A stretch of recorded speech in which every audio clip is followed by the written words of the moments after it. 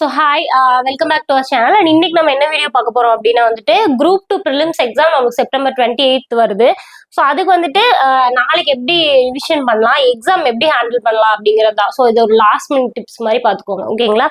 So group 2ங்கிற நான் already சொல்லியிருந்தேன், நம்மளுக்கு வந்துட்டு மார்க் தேவை கிடையாது, பேசிக் கட் ஆஃப் இருந்தாலே போதும். 150 எடுத்தாலும் 151, 160, 170 எடுத்தாலும் 150, 170 ரெண்டு பேருமே ப்ரிலிம்ஸ் முடிஞ்சதுக்கு அப்புறம் செலக்ட்னா ஈக்குவல் தான். அதுக்கப்புறம் மெயின்ஸ்ல தான் நம்ம ஒரு மார்க் முக்கியம் அப்படிங்கறது சொல்லியிருந்தேன். பட் அதுக்காக வந்துட்டு ஓகே அப்போ வந்துட்டு நம்மளுக்கு கட் ஆஃப் இருந்தா போதும், அப்ப நம்ம கட் ஆஃப் எடுக்கிறதுக்கு அளவா படிக்கலாம் அப்படின்னு நம்ம படிக்க கூடாது. Mostly syllabus complete பண்ணியிருந்திருக்கணும்.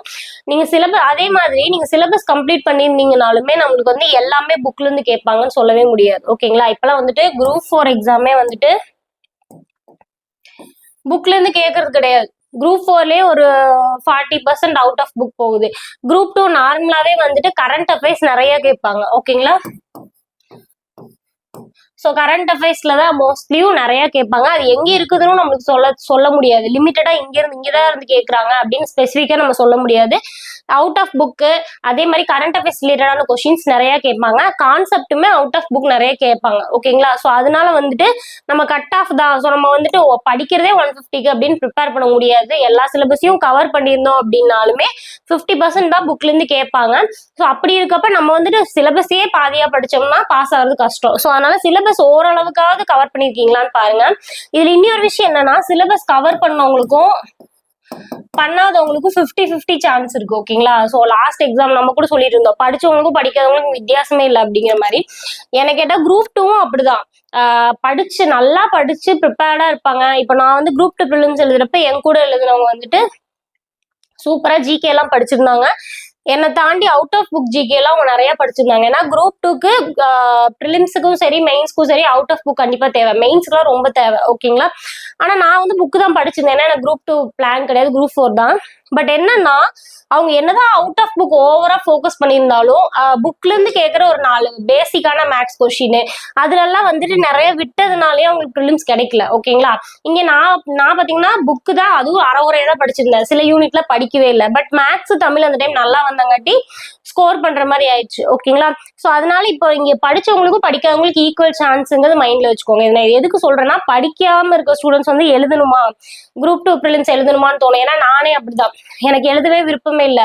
எழுதினாலும் எனக்கு ப்ரிலிம்ஸ் கிடைக்காது. நான் எழுதல, நான் குரூப் 4 தான் படிக்கிறேன். பாதி போர்ஷன் நான் முடிச்சிருக்கேன், மீதி படிச்சு குரூப் 4 எழுதிக்கிறேன்னு தான் சொன்னேன். பட் நிறைய பேர் எழுதுனீங்கன்னா உனக்கு வந்துட்டு ஒரு எக்ஸ்பீரியன்ஸ் இருக்கும், எக்ஸாம் வந்து 3 இயர்ஸ் ஃபேஸ் பண்ணா உனக்கு குரூப் 4 கொஞ்சம் ஈஸியா இருக்கும், ட்ரையல் மாதிரி எழுதிப்பாருன்னு சொன்னாங்க. பட் அது எனக்கு கிடைச்சது. ஸோ அதனால நீங்க எவ்வளவு போர்ஷன் படிச்சிருக்கீங்கன்னு பார்க்காதீங்க, ஓகேங்களா? ஒரு 50% படிச்சிருந்தாலும் போதும். ஏன்னா நமக்கு புக்ல இருந்து ஒரு 50% தான் கொஸ்டின் கேட்பாங்க, ஓகேங்களா? அதனால நான் கம்ப்ளீட் பண்ணல, அதனால பாஸ் ஆக முடியாதுன்னு எழுதாம இருக்காதீங்க. இன்கேஸ் எழுதி உங்களுக்கு கிடைக்காது அப்படின்னு தோணினாலும் பரவாயில்ல, அது கிடைக்காட்டியும் பரவாயில்ல. குரூப் 4 எக்ஸாமுக்கு நம்மளுக்கு இது ஒரு ஈஸியா இருக்கும். மெயினான விஷயம் என்னன்னா, இப்ப குரூப் 2 எக்ஸாமுக்கு குரூப் 4 நமக்கு அவுட் சோர்ஸ்ல இருந்து நிறைய கொஸ்டின்ஸ் கேட்டாங்க. இப்ப இந்த எக்ஸாம யாரெல்லாம் அடுத்து குரூப் 4 எழுதுறீங்களோ அவங்க கண்டிப்பா எழுதணும். ஏன்னா இப்ப இதுலதான் நம்மளுக்கு தெரியும், போன டைம் நம்ம அவ்வளோ போராட்டம் பண்ணி அவ்வளோ எதிர்த்து அவ்வளோ அகேன்ஸ்டா நம்ம நிறைய பண்ணோம். ஸோ அதுக்கு ஏதாவது ரிஃப்ளெக்ஷன் இருக்கா, அவ்வளோ டிஎன்பிசில ஃபோன் பண்ணி கேட்டோம், அதுக்கு ஏதாவது ரிஃப்ளெக்ஷன் இருக்கா அப்படிங்கிறது, அவங்க அதே நிலைப்பாடுல தான் இருக்காங்களா, இல்ல நம்ம கேட்டதுக்கான எஃபெக்ட் ஏதாவது இருக்குதா அப்படிங்கிறது நமக்கு இந்த எக்ஸாம் தான் தெரியும். இதுதான் நம்மளுக்கு மாடல் கொஸ்டின் பேப்பர் அடுத்து வர குரூப் 4க்கு. ஸோ அப்போ இதை அட்டன் பண்ணீங்கன்னா என்ன யூடியூப்ல நிறைய வீடியோஸ் வரலாம், குரூப் 2 முடிஞ்சு எல்லாமே வரலாம்.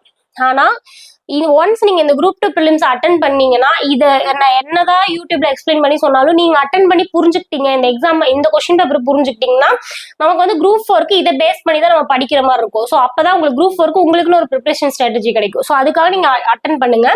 ஸோ 50% தான் நமக்கு புக்ல இருந்து கேட்பாங்க அப்படின்னு நான் சொல்லிட்டேன். ஸோ நான் என்ன சொல்றேன்னா, 50% தான் புக்ல இருந்து கேட்பாங்க. அதனால சிலபஸ் படிக்கலன்னா பிரச்சனை இல்லதான். ஆனா படிச்சதை அந்த 50%ல நீங்க ஒரு 30% படிச்சிருந்தாலும் அதை தப்பு பண்ணாம ஆன்சர் பண்ணிருங்க.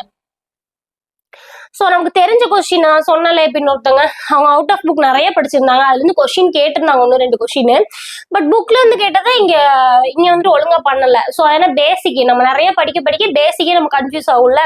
ஸோ அந்த மாதிரி இல்லாம நீங்க அவுட் ஆஃப் புக் படிக்காட்டியும் பரவாயில்ல, சிலபஸை பாதி முடிச்சிருந்தாலும் பரவாயில்ல, எவ்வளவு முடிச்சிருக்கீங்களோ அது 30% இருந்தாலும் அதுல 100% கொஸ்டின் நீங்க போட்டுருங்க. புக்ல இருந்து கேட்டிருக்காங்க நான் படிச்சிருக்கேன் அப்படின்னா அந்த கொஸ்டின் நான் தப்பு பண்ணக்கூடாது. அப்படி பண்ணிட்டீங்கனாலே நம்ம இது ப்ரிலிம்ஸ் ஈஸியா பாஸ் பண்ணலாம். அப்படி இல்லைனாலும் நம்ம இதை அட்டன் பண்ணோம்னா அடுத்து குரூப் 4க்கு நமக்கு ஒரு கான்ஃபிடன்ட் கிடைக்கும். ஓகேங்களா? ஸோ இது ரொம்ப முக்கியம். நான் என்ன படிச்சிருந்தாலும் சரி அந்த கொஸ்டின் நான் கரெக்டா போட்டுருவேன், தெரிஞ்ச கொஸ்டின் நான் கரெக்டா போட்டுருவேன் அப்படிங்கிற மாதிரி பாத்துக்கோங்க. ஓகேங்களா? தமிழ். ஸோ தமிழை பொறுத்த வரைக்கும் போன டைம் தமிழ்ல தான் கொஞ்சம் விளையாடிட்டாங்க. இந்த டைம் தமிழை வச்சுதான் நம்ம குரூப் 4 எக்ஸாம்க்கு எப்படி பேட்டர்ன் போட போறாங்க அப்படிங்கிறது தெரியும். இன்கேஸ் அப்படி அவுட் ஆஃப் புக் போயிருந்தாலும் கவலைப்படாதீங்க. உங்களுக்கு தெரியலன்னா யாருக்கும் தெரியாது. யாரும் இந்த கேப்ல அவ்வளோ நிறைய அவுட் ஆஃப் புக் படிச்சிருக்க முடியாது.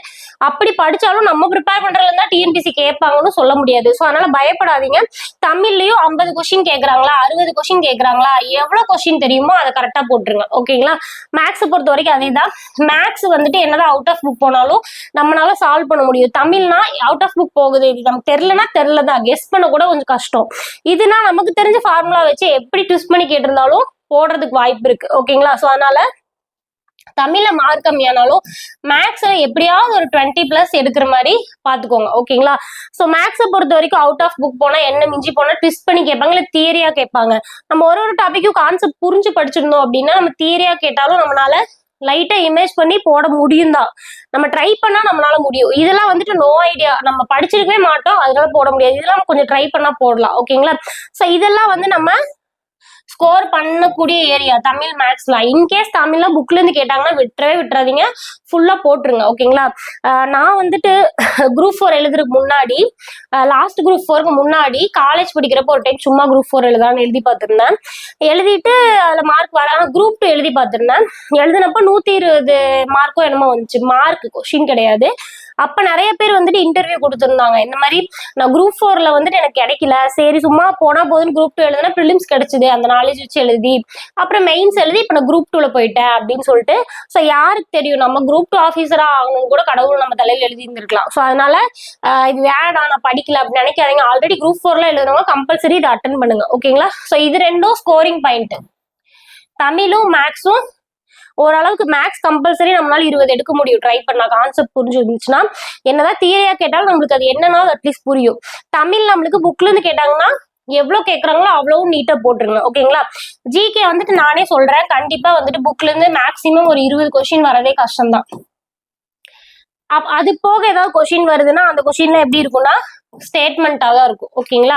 ஸோ அவ்வளவுதான் வரும். இதெல்லாம் நான் ஏன் இப்பவே சொல்றேன், ஏன் நெகட்டிவா பேசுறீங்க அப்படி கிடையாது. இந்த மைண்ட் செட்ல போறப்பவே எனக்கு இவ்வளவுதான் புக்ல இருந்து கேட்பாங்க, அதை நான் எனக்கு தெரியறது ரொம்ப கம்மியான கொஸ்டின் தான் இருக்கும். ஆனா தெரிஞ்சதை நான் கரெக்டா போட்டுருவேன். இப்ப 50% கொஸ்டின் வந்துட்டு இப்போ 200 கொஸ்டின்ல 100 கொஸ்டின் அவுட் ஆஃப் புக்னா அதை நினைச்சு கவலைப்பட்டுட்டே 100 கொஸ்டின் விட்டு நிறைய பேர் குரூப் 4ல சொன்னீங்க. ஸோ அது இருக்கக்கூடாதுங்கிறதுக்காக தான் சொல்றேன். போறப்பவே அவுட் ஆஃப் புக் 50% போகும்னு தெரிஞ்சுக்கிட்டே போங்க. ஓகேங்களா? ஒரு 20 கொஸ்டின் டைரக்ட் கொஸ்டின் புக்ல இருந்து கேட்கலாம். ஓகேங்களா? ஒரு 15 கொஸ்டின் ஸ்டேட்மெண்டா கேட்பாங்க. 35 கொஸ்டின், மீதி 40 கொஸ்டின் மேல out of book current affairs தான் வரும். கரண்ட் அஃபேர்ஸ் ஓரளவுக்கு ரிலேட் படிச்சிருந்தீங்கன்னா நீங்க ரிலேட் பண்ணி எழுதலாம். ஜிகே ஓரளவுக்கு கெஸ் பண்ணி போடுங்க. ஓகேங்களா? 40 நமக்கு தெரியலனாலும் 40மே நம்ம தப்பா ஆன்சர் பண்ண மாட்டோம். கெஸ்லயாவது ஒரு 10 மார்க்காவது வரும். ஓகேங்களா? ஸோ இந்த மாதிரி தமிழ் மேக்ஸ் ஜிகேல எவ்வளவு எஃபர்ட் போட முடியும் அப்படிங்கறத முதல்ல மைண்ட்ல ப்ரிப்பேர் பண்ணிட்டு போங்க. போறப்பவே நான் வந்து சிலபஸ் முடிச்சிருக்கேன், நான் 180 எடுப்பேன் 160 எடுப்பேன் எக்ஸ்பெக்ட் பண்ணிட்டு போனீங்கன்னா 100 கொஸ்டின் தெரியாது. அப்ப நமக்கே 100 கொஸ்டின் தெரியல, நம்ம ஃபெயில் ஆயிடுவோம், இது கிடைக்காது. அப்படிங்கிறப்போ பேலன்ஸ் இருக்க 100 கூட கான்ஃபிடென்ட்டா போட மாட்டோம். அப்புறம் வெளியே வந்து பார்த்தா சொல்லுவாங்க கட் ஆஃபே 100 தான் அப்படின்னு சொல்லிட்டு. அப்ப அந்த 100 ஒழுங்கா போட்டிருக்க மாட்டோம். ஓகேங்களா? ஸோ அதனால எனக்கு 100 தான்ப்பா தெரியும், 100 கொஸ்டின் தான் என்னால எதிர்பார்க்க முடியும் நான் படிச்சது. ஸோ ஆனா அந்த 100 நான் கரெக்டா போட்டுருவேன் அப்படிங்கிற மைண்ட் செட்ல போனீங்கன்னா இந்த எக்ஸாம் சிலபஸ் ஓரளவுக்கு முடிச்சிருந்தா கூட ஈஸியா பாஸ் பண்ண வாய்ப்பு இருக்கு. ஓகேங்களா? அது இல்லாம நான் ரொம்ப எதிர்பார்த்துட்டு இருக்கேன் எக்ஸாம். ஏன்னா இதை வச்சுதான் குரூப் 4ஓட மாடல் என்னங்கிறதே நம்ம முடிவு பண்ண முடியும். ஓகேங்களா? சோ பாப்போம் எப்படி கொஸ்டின் கேக்குறாங்க, நம்ம இவ்வளோ பேசுனதுக்கு ஏதாவது ஒரு எஃபெக்ட் இருக்கா அப்படிங்கிறது பார்ப்போம். ஓகேங்களா? சோ அடுத்த வீடியோ மீட் பண்ணலாம். And then bye. அண்ட் எல்லாரும் நான் எக்ஸாம் நல்லா எழுதுங்க. All the best.